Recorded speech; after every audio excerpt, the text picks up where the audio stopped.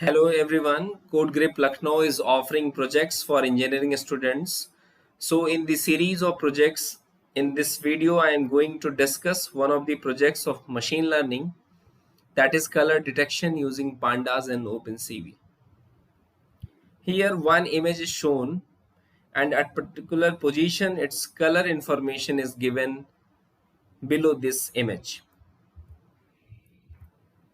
Now this video is showing how the color is detected in the image.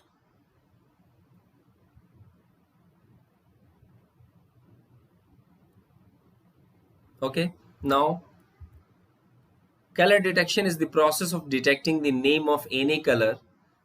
This is an extremely easy task for human, but for computers it is not easy. It is not straightforward. Human eyes and brain work together to translate light into color.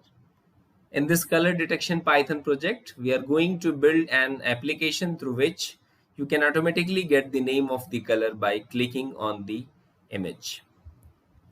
For this brief knowledge of Python programming language is required.